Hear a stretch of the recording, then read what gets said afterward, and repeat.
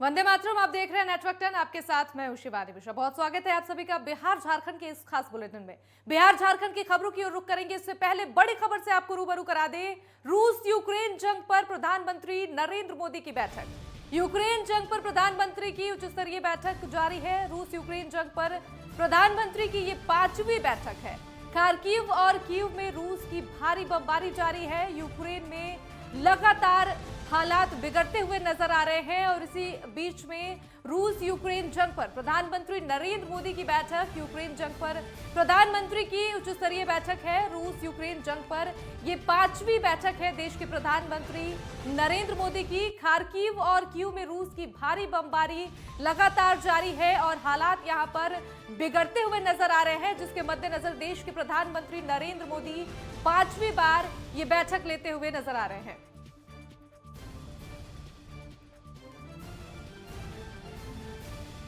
बड़ी खबर आपको बता रहे हैं। रूस यूक्रेन जंग पर देश के प्रधानमंत्री नरेंद्र मोदी की अहम बैठक। यूक्रेन जंग पर प्रधानमंत्री की उच्च स्तरीय बैठक है ये। और रूस यूक्रेन जंग पर आपको बताते चले कि ये 5वीं बार देश के प्रधानमंत्री नरेंद्र मोदी ये अहम बैठक कर रहे हैं। आपको बताते चले कि खार्किव और कीव में रूस की भारी बमबारी लगातार जारी है। यूक्रेन में लगातार हालत बिगड़ते हुए नजर आ रहे हैं, जिसके मद्देनजर प्रधानमंत्री नरेंद्र मोदी उच्च स्तरीय बैठक कर रहे हैं।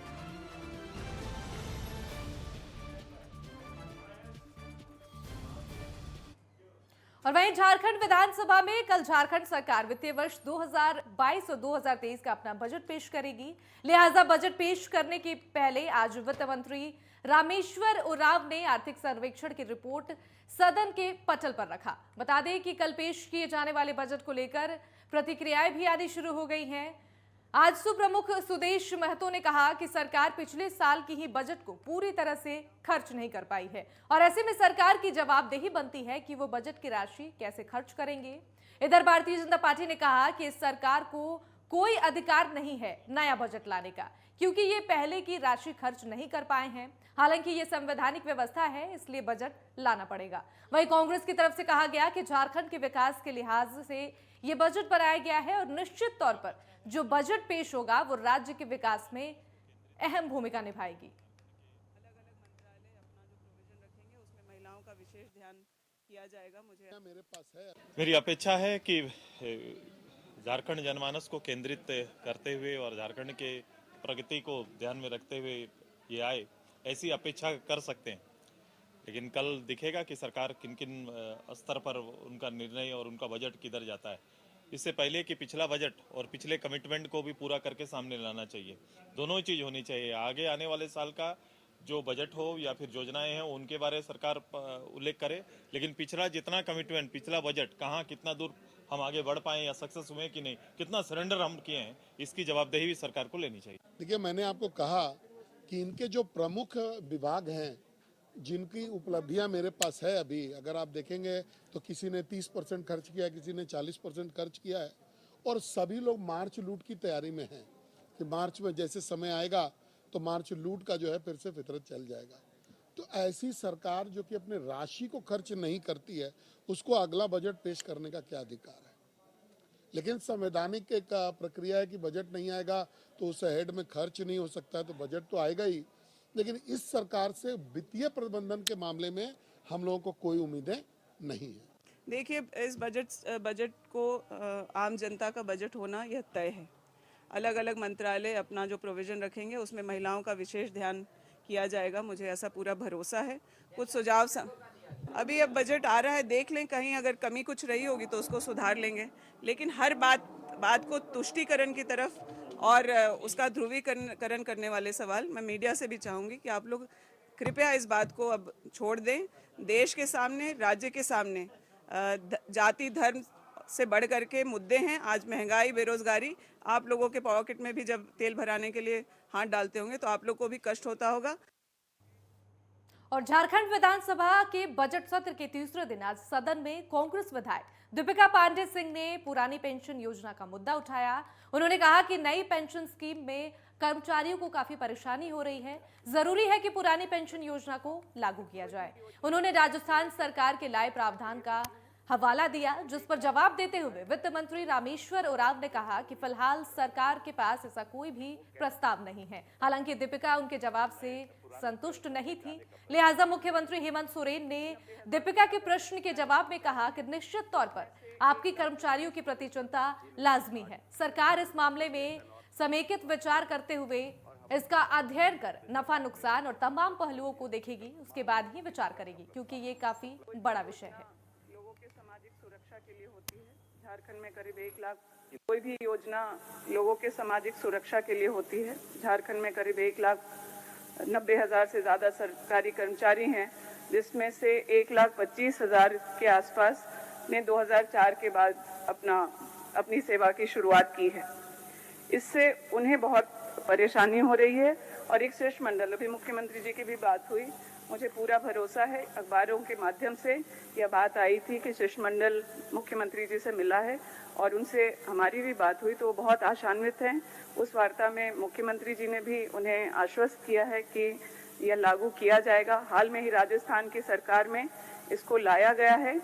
इसमें सबसे परेशानी जो हमारे कर्मचारियों को होती है कि पुरानी पेंशन योजना में अंतिम मूल वेतन और महंगाई भत्ते की आधी राशि बतौर पेंशन जीवन काल तक राजकोष से मिलता रहा है। पेंशन को लेकर ही नहीं, आज पेंशन की बात आई है, कल और सारी चीजें बात आएंगी और हमारी चिंताएं हैं अध्यक्ष महोदय, आम नागरिक हो या कर्मचारी हो, वो कैसे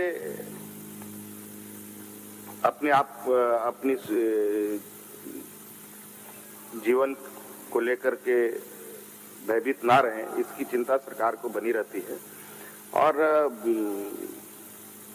पुरानी पेंशन को लेकर अध्यक्ष महोदय समेकित रूप से विचार किया जाएगा। और बजट सत्र के तीसरे दिन आज दोपहर मुख्यमंत्री हेमंत सोरेन ने विधानसभा स्थिति का निरीक्षण किया। दरअसल विधायकों की शिकायत थी कि बजट सत्र लंबा चल रहा है। इस दौरान उनके सुरक्षा कर्मियों, चालक, कर्मचारी दिन भर विधानसभा में भूखे प्यासे परिसर में रह रहे हैं। लिहाजा मुख्यमंत्री ने इस मामले को गंभीरता से लेते हुए निरीक्षण किया। लगभग 25 मिनट तक मुख्यमंत्री विधानसभा के पार्किंग एरिया में भी रहे।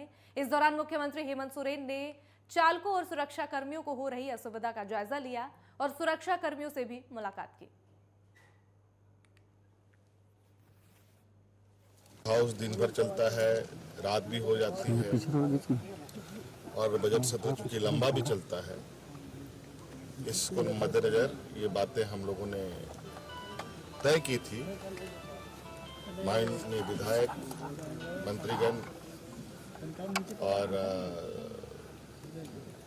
के चालक और अन्य शिक्षकों को यहाँ समुचित उपाय उन लोगों के लिए खाने का, चाय पीने की व्यवस्था हो, इसमें आप लोग भी शामिल हैं।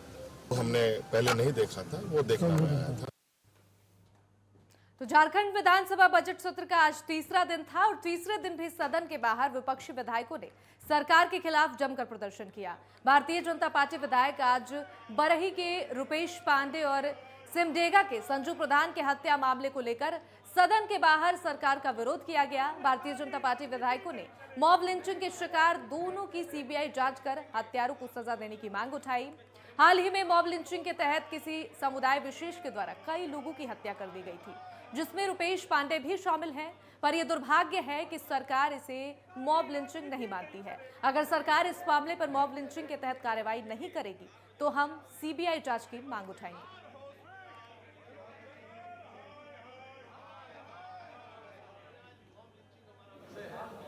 आज हम लोग मॉब लिंचिंग के मामले को लेकर बैठे हैं।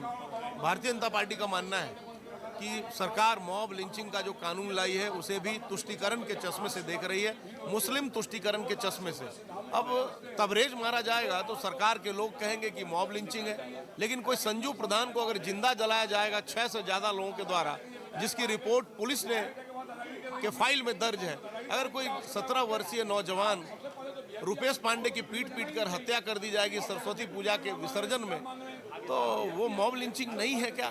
सरकार आखिर खामोश क्यों है? इसलिए हम लोग इसका विरोध कर रहे हैं कि सरकार की यह दोहरी नीति, सरकार ने जो सिर्फ मुसलमानों को खुश करने के लिए मॉब लिंचिंग कानून लाया, इसका हम विरोध करते हैं। ये लोग और आज बेवजह यहाँ बैठ के नाटक कर रहा है ये लोग, ये अच्छी बात नहीं है। झारखंड ये सोच रहा है कि उत्तर प्रदेश है झारखंड, यहाँ आपसी भाईचारे की प्रेम है। यहाँ हत्यारों को हम लोग नहीं बख्शेंगे, मैं आपको विश्वास दिलाता हूँ। और बजट सत्र में हिस्सा लेकर जमशेदपुर पहुंचे स्वास्थ्य मंत्री बन्ना गुप्ता ने एक बार फिर से भाषा को लेकर उपजे विवाद में अपनी प्रतिक्रिया दी है। उन्होंने साफ तौर पर कहा कि भाषा को लेकर उनका और उनकी पार्टी का स्टैंड एक है। मातृभाषा को लेकर वो सरकार के साथ नहीं है। कांग्रेस के रहते राज्य में सभी भाषाओं का सम्मान होगा। हालांकि सरकार के साथ चलने की रणनीति पर उन्होंने कुछ भी बोलने से मना कर दिया। और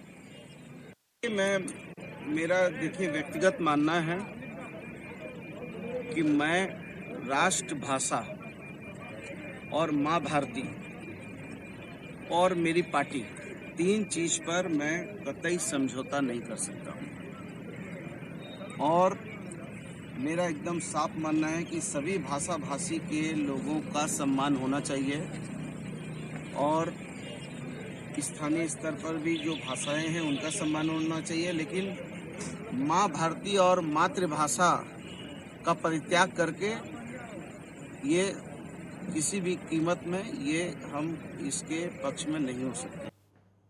वहीं यूक्रेन संकट के कारण बड़ी संख्या में भारतीय छात्र यूक्रेन में फंसे हैं। भारत सरकार लगातार वहां फंसे छात्रों का डाटा तैयार कर उन्हें रेस्क्यू करा रही है। झारखंड के सरायकेला खरसावा जिले के आदित्यपुर सहारा सिटी में रहने वाले वैद्यनाथ बेरा के बेटे आशुतोष बेरा भी यूक्रेन में रहकर मेडिकल की पढ़ाई कर रहे हैं। राज्य सरकार के निर्देश के बाद जिला प्रशासन यूक्रेन में फंसे छात्रों का डाटा तैयार कर रही है और बताया जा रहा है कि सरायकेला खरसावा जिले के 7 छात्र यूक्रेन में फंसे हैं। हालांकि सातों छात्र सुरक्षित बताए जा रहे हैं। बुधवार को एसपी आनंद प्रकाश ने छात्र आशुतोष के परिजनों से मिलकर उनका हालचाल जाना। हालांकि खबर यह है कि आशुतोष वॉर जोन से बाहर निकलकर रोमानिया पहुंच चुका है और वहां पूरी तरह से सुरक्षित है। वहीं आशुतोष के पिता वैद्यनाथ बेरा ने कहा कि आज ही आशुतोष के साथ उनकी बात हुई है।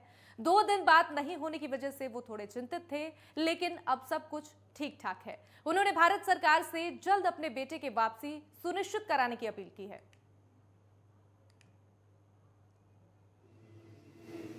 यूक्रेन के ऊपर युद्ध घोषित कर रखा है, आज 6वां-7वां दिन।